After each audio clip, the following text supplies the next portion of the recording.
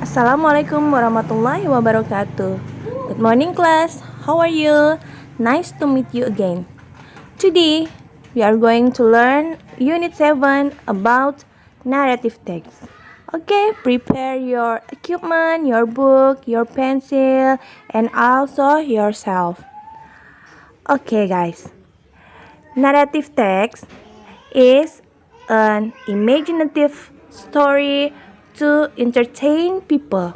Artinya, teks naratif ini adalah cerita imajinatif yang tujuannya untuk menghibur orang. Jadi, banyak kita dapatkan di cerita kita dalam kehidupan sehari-hari.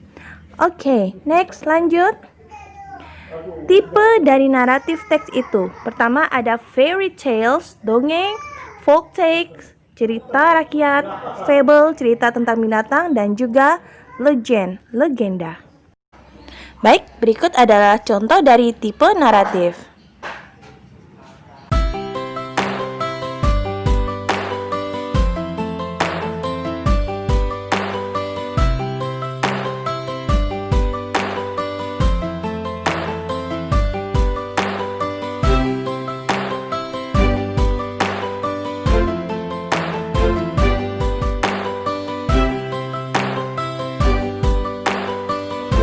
Setiap teks memiliki tujuan masing-masing.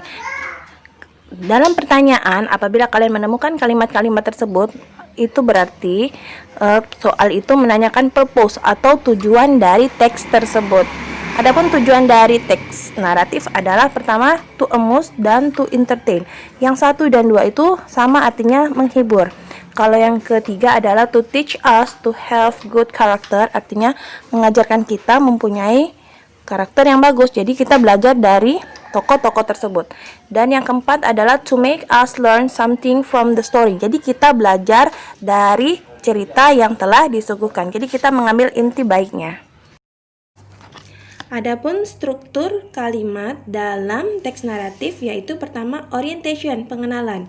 Pengenalan pertama itu karakter. Karakter itu tokoh, place, tempat, dan time, waktu. Itu yang dikenalkan dalam teks naratif.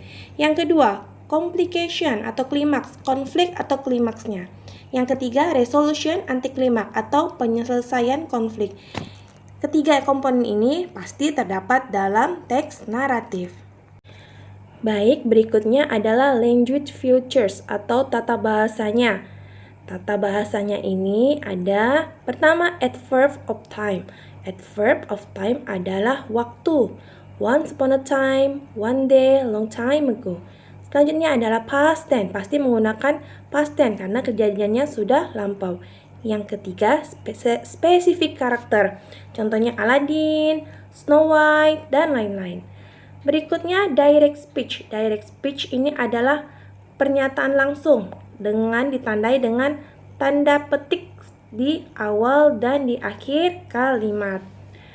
Baik. Selanjutnya itu time conjunction, kata penghubung atau waktu penghubung. Then, lalu, when, ketika. Dan yang terakhir adalah action verb, kata kerja action. Contohnya killed, bunuh, cried, menangis, saw, melihat. Berikut adalah contoh dari fairy tale, Cinderella. Cinderella. Once upon a time, lived a girl named Cinderella. She lived with her stepmother and stepsisters. Her stepmother and stepsister treated her badly. One day, a prince of kingdom invited all girls to the ball.